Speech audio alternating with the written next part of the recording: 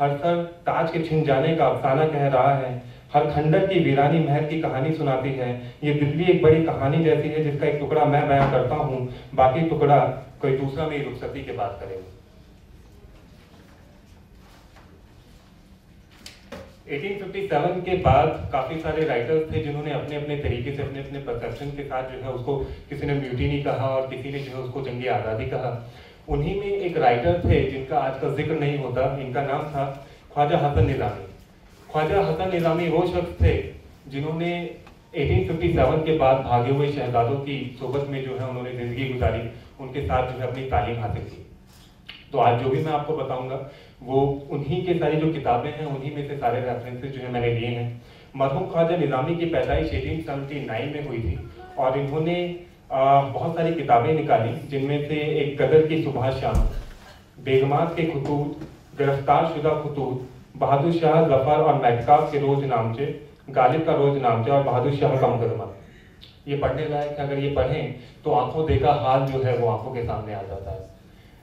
ख्वाजा हसन निज़ामी के पास 1911 में दिल्ली में जब दरबार हुआ और किंग जॉर्ज फिफ्थ ने दरबार लगाया तो सभी जितने भी आलिम उलेमा और पंडित लोग थे सबको बुलाया गया कि आप आएँ और उनकी ब्लेसिंग जो है उनको ब्लेसिंग दें। ख्वाजा हसन निज़ामी के पास जब एक किसी को खबर दी गई और उसको बुलाया गया तो ख्वाजा हसन निज़ामी ने ये कह के इस बात को टाल दिया कि मैं वहाँ जाके ये चीज़ नागवार करता हूँ कि लाल किले में जहाँ कभी शहंशाह बहादुर शाह जफर और उनके जो पुरखे थे वो बैठ के जो है झरोके से दर्शन दिया करते थे, मैं जाके वहाँ पे जो है इस तरीके से जॉर्ज फिफ्थ को देखूं, और खासकर जो ये कंबल मैंने ओढ़ा हुआ है ये दरबार की रौनक से ज़्यादा अच्छा है। ये तो थी आज़ादी से पहले की बात। आज़ादी के बाद लाल किले में जब पहला आम मुशायरा हुआ तो पंडित कैफी से चलने के लिए कहा गया कि आप वहाँ पे जाके जो है पार्टिसिपेट कीजिए। पंडित कैफी ने जो है ये बात उनको साफ इनकार कर दिया, ये कहते हुए टाल दिया कि मुझसे किलाए मोहल्ला की अनादर देखा ना जाएगा। तो बहुत सारे शायरों ने किले के बारे में बहुत कुछ लिखा है, चलिए मैं आपको बताता हूँ कि किस तरीके से जो है ये म्यूटिनी शुरू हुई। दोस्तों, बहादुर शाह जफर जिसके बारे में जहन में आते ही एक चीज़ कौन जाती है कि वो एक सूफी बादशाह था और उसकी शायरी बहुत ज़्यादा फेमस है। बहादुर शाह जफर को इतना ज़्यादा लोग पसंद किया करते थे दिल्ली के अंदर कि जब वो यहाँ से गया तो लोगों ने रोना शुरू कर दिया। और एक वक्त आया 10 मई 1857 का। 10 मई 1857 को मेरठ छावनी में से कुछ बागी सिपाही लश्कर के साथ सीधे दिल्ली किले की तरफ रुख किया और 11 मई 1857 की सुबह यहाँ पहुंचकर अंग्रेजी हुकूमत की पेंशन पर गुजारा कर रहे बादशाह, जो अपनी झुकी हुई गर्दन का 1 लाख रुपए ब्रितानिया सरकार से लिया करते थे, उन सबके सामने हाजिर हुए।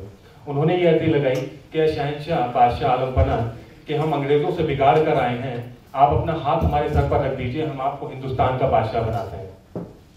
बादशाह का सिर्फ यही कहना था कि ना मेरे पास खजाना है कि मैं आप लोगों को कुछ इस तरीके से तनख्वाह दूं, न मेरे पास सल्तनत है कि ना मैं आप लोगों को अपनी अमलदारी में रख सकूं। मैं एक लाचार बादशाह हूं और मेरी गर्दन जो है वो झुकी हुई है, जिसका किराया 1 लाख रुपए महीने का आता है।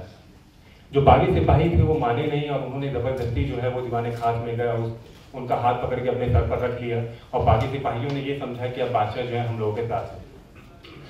बादशाह बहादुर शाह जफर ने दीवाने आम में अपना पहला एक दरबार लगाया और लगाने के बाद जो है कुछ लेटर जितने भी नॉर्थ इंडिया में तालुकेदार, जमींदार और नवाब राजा महाराजा थे सबको भेजा कि आप वो सब आएँ और एक साथ जो है खड़े होकर जंगी आज़ादी में जो है हम लोगों का साथ दें।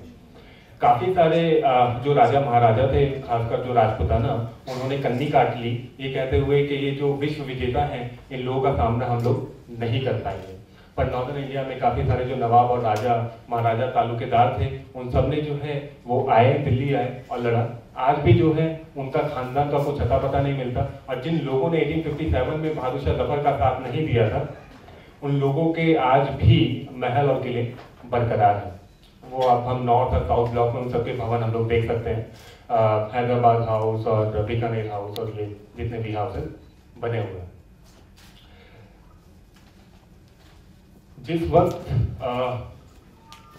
पूरी तरीके से ब्रिटिशर्स जो हैं वो दिल्ली में काबिज हो गए और किले वालों को ये लगने लगा कि अब तो जो है हम लोगों का कुछ हो नहीं सकता, तो बादशाह बहादुर शाह जफर जो है अपने तस्बी खाने में बैठे हुए हैं जहाँ पे नमाज वगैरह पढ़ी जाती है। उन्होंने जो है एक ख्वाजा सरा को भेजा और कहा कि जो है बेगम कुलसुम जमानी को जो है बुला लो। बेगम कुलसुम जमानी जो थी उनकी बड़ी बेटी थी।